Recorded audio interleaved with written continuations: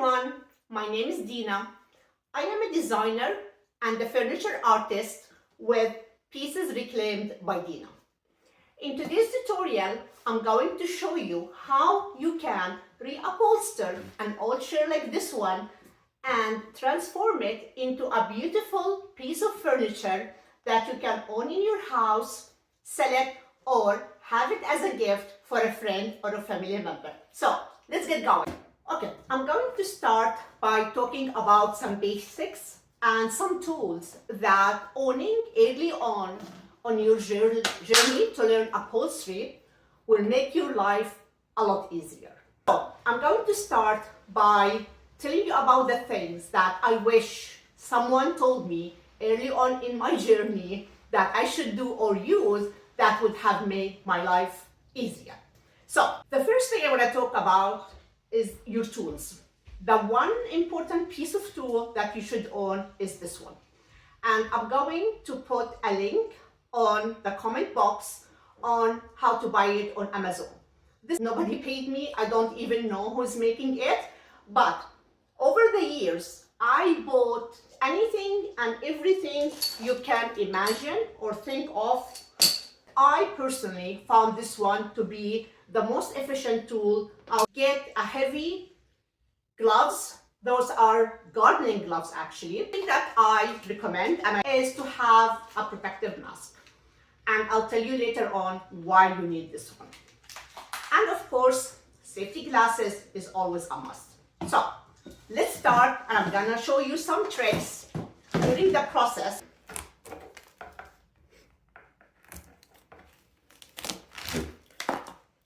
And then you bring this tool here, a very good, easy, quick way that usually works most of the time, not always, is by turning it around like this, and it's just gonna make your life easier and things faster for you.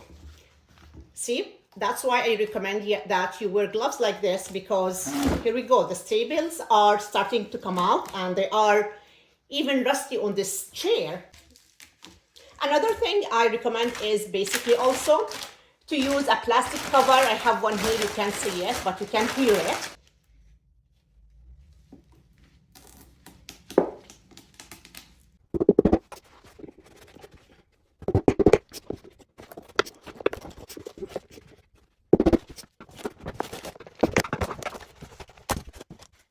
This is the part where I recommend that you put on a mask.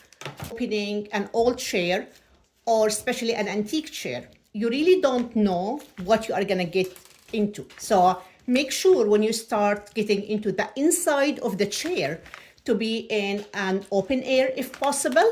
And the minimum, you definitely need to put on something like this. So let's get going.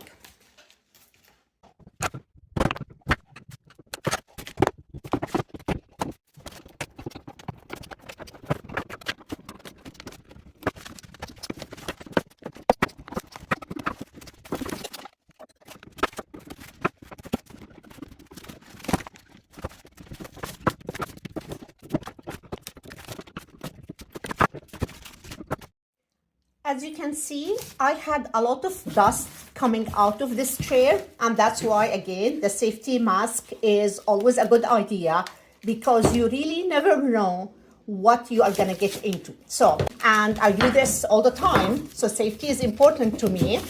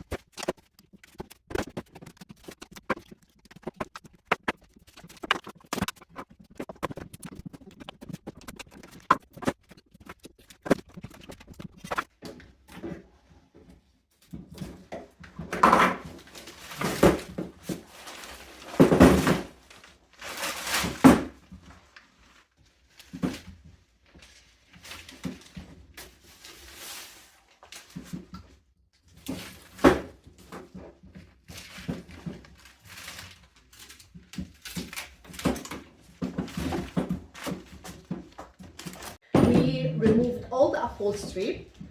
And the next step in the process is to get the chair ready for upholstery.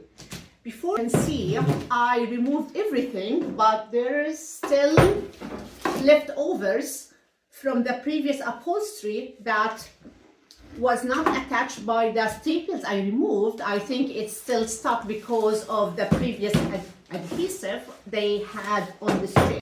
And of course, you need to get your mask on first.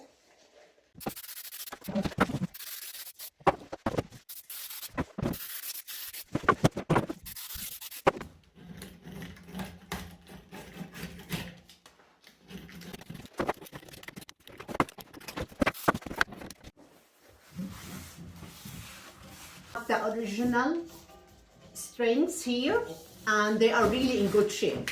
So I'm not going to be removing them, but I will definitely clean them, and I will be upholstering on top of them as if I am doing a chair that does not have anything like this.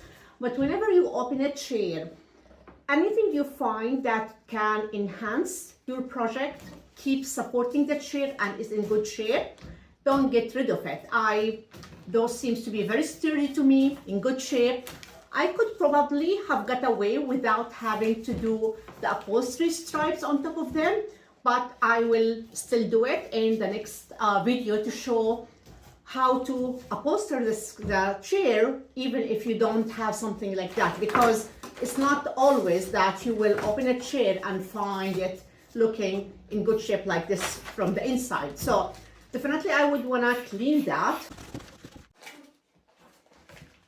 The next step in the process is to get the chair frame ready. Paintbrush cleaner. There are any kind of paintbrush cleaner, anything that you would use to remove paint can be a good thing to test and apply on the wood you are working with.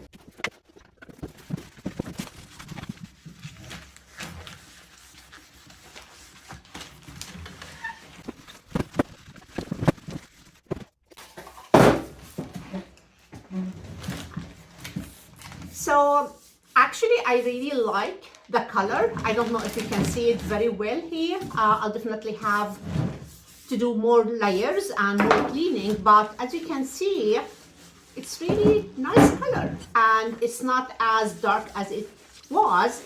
So I'm gonna keep doing this for a while. I'm gonna keep cleaning it. I don't like to use a lot of the paint brush or the remover or whatever. You can try, even this one can be a good option. So I'm going to keep cleaning it and see what I might end up with here.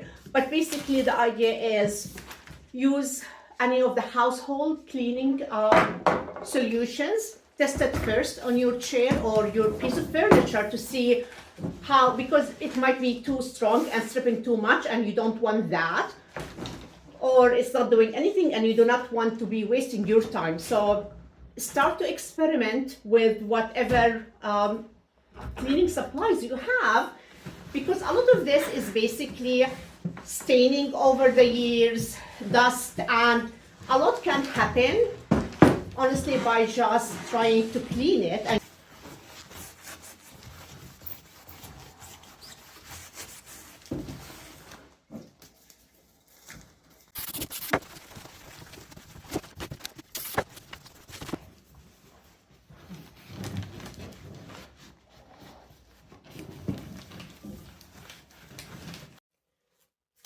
so in this chair, because I decided not to paint it or basically sand it down and restain it, I just wanted to get it lighter. I'm running into issues like this. Here I have a small dent, and it is basically a dent in the kind of finish they had.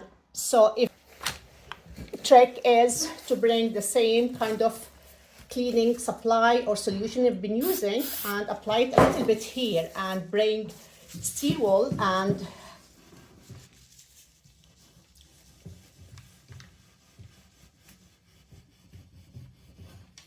this way you will be basically kind of sanding down, but in a way more naturally. See? So now it does not look obvious as it was from before. And I have the same thing here,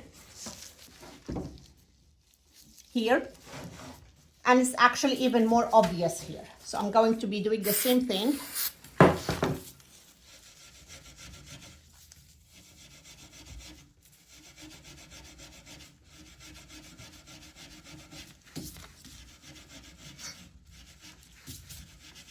See? It looks perfect now.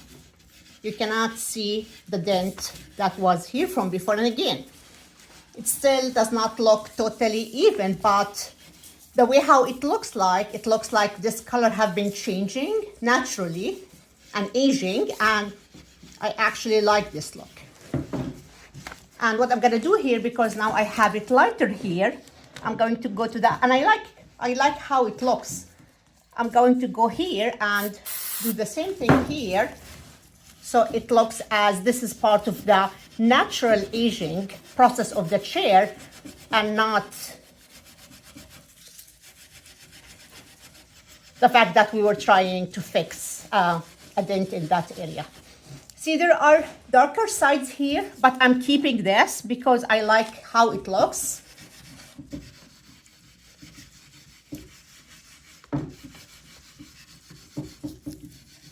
So it's all about blending in the color. See, now it looks really nice. And since I like how this looks, I'm going to do a little bit more here on the top of the frame, so it looks like one piece and not that only one part of some parts of the chair were aging and the top is basically nothing happened to it. So